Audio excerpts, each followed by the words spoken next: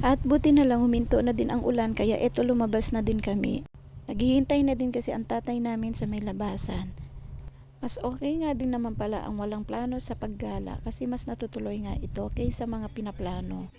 At syempre, ayan na naman sa Ate Iya, mapapansin nyo, nakatakip na naman yung kanyang ilong. Ganyan lagi yung pag sumasakay, hindi ko maintindihan batang to. Ayaw na ayaw ang amoy daw ng loob ng sasakyan pag dun siya sumasakay, para siyang nahihilo. At dito nga sa may SM North lagi ang pinupuntahan naming SM pag gumagala kami. Mas mabilis kasi itong puntahan kaysa sa SM Valenzuela dito sa amin. At ito na nga, nakarating na nga kami kasi mga bandang 2:00 kami umalis kaya wala pa talagang gaanong traffic. Ngayon na naman lang din na isama itong dalawa kong Junakis kasi itong si Kuya AJ nag-request na bilhan daw namin siya na damit na yung polo shirt. Pinata na nga talaga itong anak ko dahil marunong na siyang tumingin ng damit. Sabi ba naman niya sa akin, napapansin niya daw lahat na lang ng binibili ko ay puro t-shirt daw. Kaya naman daw ngayon, baguhin ko na daw yung damit na bibilin ko sa kanya. Yung polo shirt naman daw, panlakad daw niya.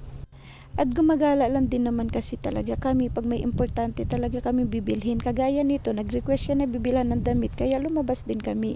Nasanay naman kasi itong anak ko na ako talaga ang bumibili ng damit niya. At syempre bata pa kasi siya noon kaya ako talaga namimili.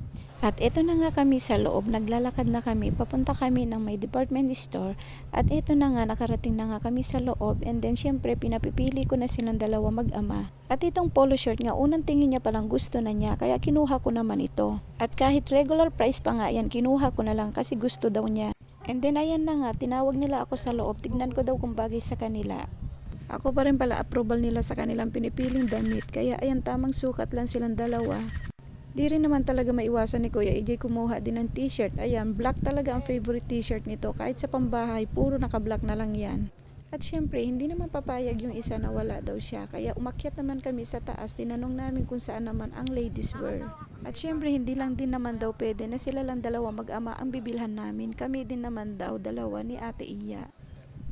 And then ayan na nga, nakakita siya ng pantalon. Yun nga lang, ayaw din naman pala niya kasi short daw or skirt daw ang gusto niya. Marami na daw kasi siyang pantalon.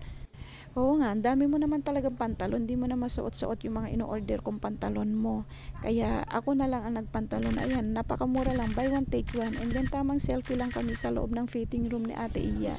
At syempre, bumibili lang naman talaga kami dito sa mall pag nag 50% yan. Sayang din kasi ang discount pag regular price. Pero yung polo ni AJ, yun lang ang binili kong regular price dyan sa lahat. Kasi syempre gusto niya minsan lang din naman magpabili yan ng ganyan damit. And then ayan na nga, nagbayad na kami kasi sadya lang naman din talaga namin ay bumili ng damit. And then nagutom na nga daw sila kaya pumunta na kami kumain. Dito na lang din kami kumain sa may Greenwich kasi syempre lahat ng ibang restaurant pinuntahan namin, grabe ang pila. Nagutom na daw sila kaya dito na lang kami, tumingin kami sa mga hindi masyadong mapila para makakain na din daw. Kasi syempre hindi rin kami nagmerienda bago umalis.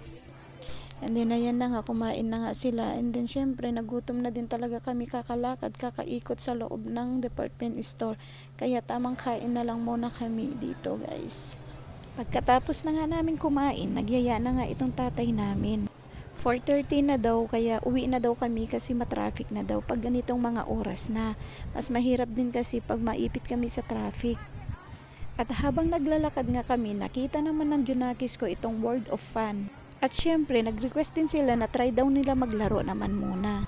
At habang nandito na daw kami nakagala, try naman daw nila maglaro para ma-enjoy naman daw nila. At syempre, pumayag na din ako kasi syempre, ngayon lang din na naman sila nakalabas.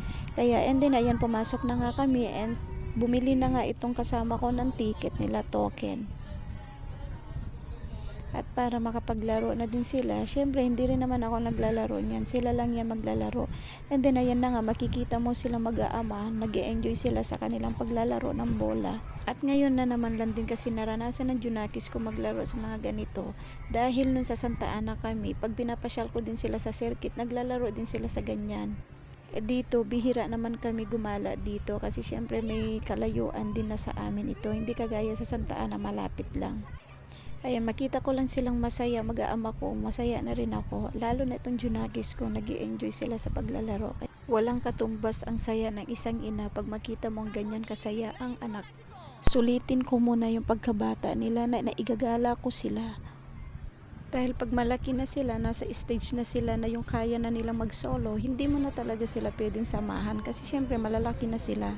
At bago nga kami umuwi, ayan, i-claim mo na nila ang tickets nila. Konti nga lang ang naipon nila, kaya maliit lang din ang premyo nila. At syempre nga, itong paglabas namin, itong paggala namin, ay masasabi kong isa sa pinaka-family bonding na din namin. Kasi syempre, bihira din kasi talaga kami nalabas dahil syempre yung tatay namin nabiyahe yan. Kaya pag hindi na biyahe, minsan sinusulit din namin lumabas na lang. Kaya sobrang thankful ako kay Lord dahil pinagkaloob niya na magkaroon ako ng sasakyan. Samahan lang natin ng sipag at tiyaga, lahat ng ating hinihiling ay makakamit natin ito. At syempre dahil na rin ito sa akin sipag at tiyaga sa pagpupus ng mga trucks. Kaya yung mga paghihirap ko din ay ito nagbubunga na din, unti-unti na din aking nakakamit ang aking mga pangarap. Kaya tayo guys, habang nabubuhay tayo dito sa mundo, huwag tayo mawalan ng pag-asa. Basta samahan lang natin ng sipag dahil siyempre tayo lang din naman ang nagbibigay kung ano ang magiging kapalaran natin sa buhay. At samahan na din natin ng dasal dahil alam natin si Lord nandyan lang nakikinig sa ating mga hiling. Kaya laban lang guys.